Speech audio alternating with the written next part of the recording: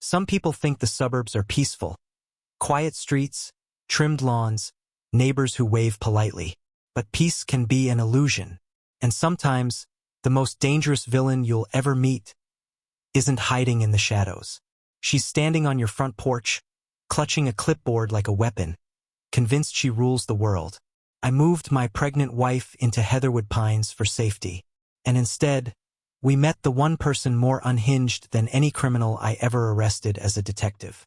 This is the story of how the HOA president tried to destroy our lives, and how her entire empire collapsed in front of the whole neighborhood. The moving truck hadn't even cooled off when we learned the truth about Heatherwood Pines. At first glance, it looked like a peaceful community. Pastel houses, manicured lawns, and neighbors who smiled like they had nothing to hide. But within minutes of arriving, I caught sight of her. 5'2", capri pants, a walk that said, "I'm in charge," a face that looked like she had been sucking on a lemon since birth, and eyes that scanned everything the way a prison guard counts inmates. The moment the truck pulled up at our driveway, she stopped mid-stride, jaw dropping, nostrils flaring, body stiffening like she was witnessing a crime in progress.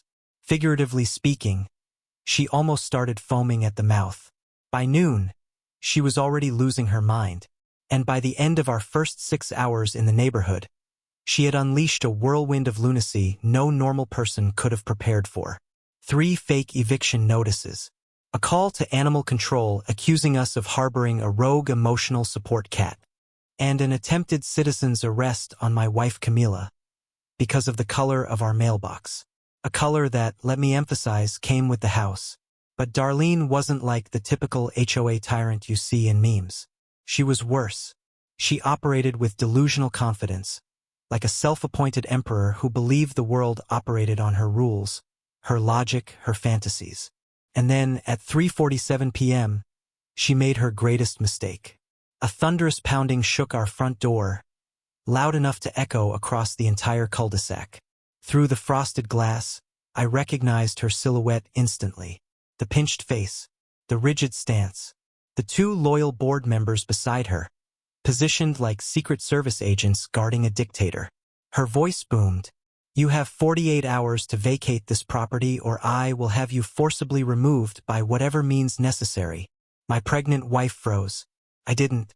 I opened the door calmly, deliberately, letting silence stretch just long enough for tension to thicken in the air. Then I reached into my back pocket and pulled out my badge. The afternoon sun struck the gold surface just right.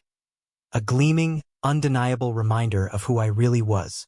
"Ma'am," I said evenly, "you just threatened a peace officer and my pregnant wife. Guess who's about to be forcibly removed now?" Her expression shattered. But before we get there, you need to understand how we reached this boiling point. My name is Detective Derek Morales, formerly Narcotics, Dallas PD. 7 years of chasing dealers, undercover ops, wiretaps, stakeouts, the whole gritty mess. Camila and I wanted peace. Quiet mornings, a garden, lemon trees, a home where our future baby could grow up without sirens in the background. Heatherwood Pines looked perfect. We bought a 3-bedroom fixer-upper on Jasmine Court. Old wallpaper, squeaky floors, but charming. A place with potential. What we didn't know was that danger still existed in suburbia, just wearing different clothes. And its name was Darlene. The next morning, we found a neatly folded notice tucked under our windshield wiper.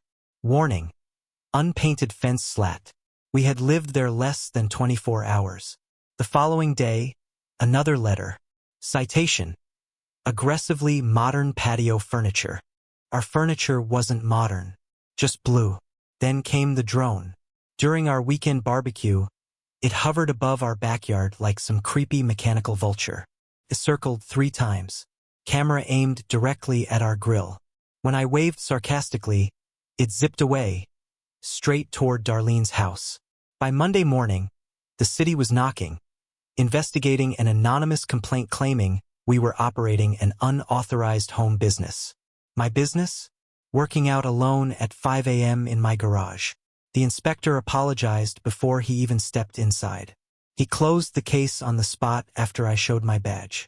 But even he admitted, the caller was persistent. 6 phone calls, back to back.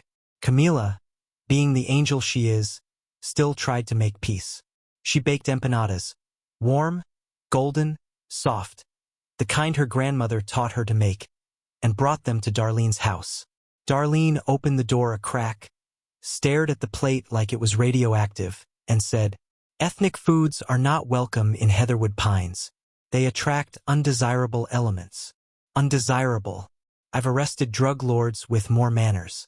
Camila placed a tiny cactus, 6 inches tall, cheerful, harmless, in a colorful hand-painted pot next to our front door. Hours later, a formal memo arrived. The cactus is classified as menacing vegetation, posing a clear and present danger to neighborhood children. Daily fines, $100. That was the moment something clicked inside me. This wasn't just HOA harassment. This was obsession. So I did what 2 decades in law enforcement trained me to do. I documented everything. Camera footage, letters, drone sightings, emails, photos. Somewhere deep down, I already knew I would need every piece of evidence. And I was right. One Thursday morning, taped to our door with 20 layers of Scotch tape, was a masterpiece of insanity. A 7-day eviction notice. 17 alleged violations. Signed, Darlene Huxley, President, CEO and Supreme Authority of Heatherwood Pines. Printed in Comic Sans. I took it to my captain. He laughed so hard he nearly passed out, then warned me, "People like her escalate when they feel cornered." I should have listened more carefully. The next week, Darlene filed an official county complaint accusing us of squatting, breaking into our own home, refusing to leave. She forged property documents claiming SHE owned our house.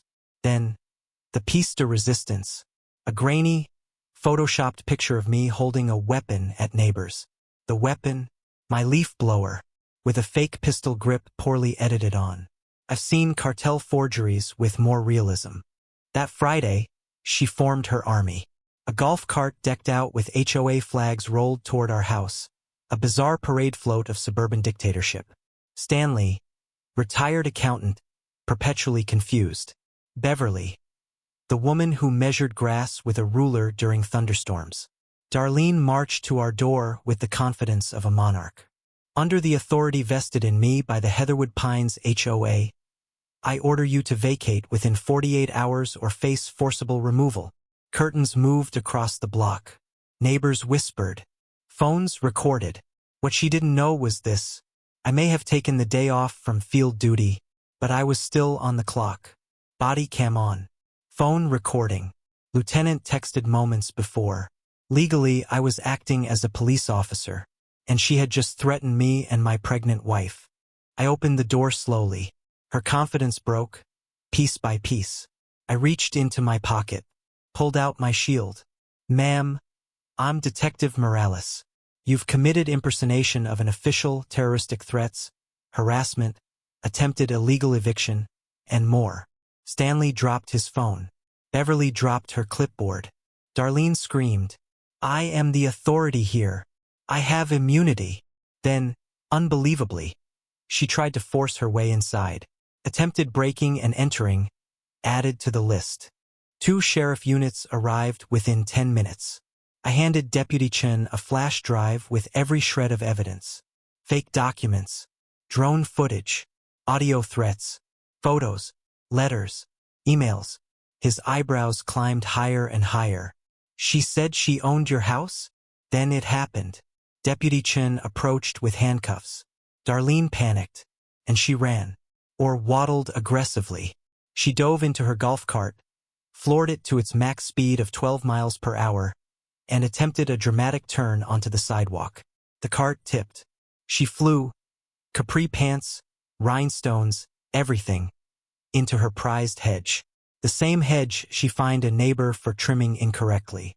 When they finally cuffed her, leaves tangled in her hair, she still shouted, "This neighborhood is mine." By evening, the footage was everywhere. Headlines exploded. HOA president arrested for fake eviction scheme. The cactus made a cameo on the news. The The reporter tried not to laugh. TikTok? Millions of views. A remix of her screaming, "I am the law," turned into a dance track. Memes, her rhinestone badge with, "Authority denied." A cactus wearing sunglasses, menacing vegetation since 2024. Her downfall became a national pastime. Charges stacked up, impersonating an official, false reports, terroristic threats, harassment, fraud, attempted BNE, misuse of emergency services. During her arraignment, she insisted, "I have sovereign HOA immunity." Judge Harper was not amused. After 6 interruptions, Darlene was held in contempt. Then came the HOA meeting. Residents finally spoke freely. Harassment, discrimination, abuse of power. The vote to remove her? Unanimous. The vote to dissolve the HOA entirely? Almost unanimous. Heatherwood Pines was finally free. Darlene pled out. 2 years probation. 300 hours community service.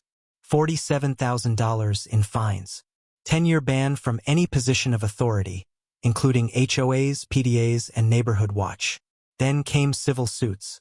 Neighbors she bullied for years lined up with documented proof. A veteran fined for a slightly oversized flag. A mother reported to child services for chalk art. An Indian family stopped from celebrating Diwali.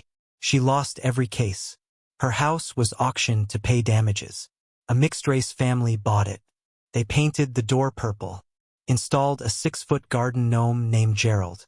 Heatherwood Pines celebrated. Camila's cactus became a neighborhood mascot, decorated with tiny hats, stones, and a sign.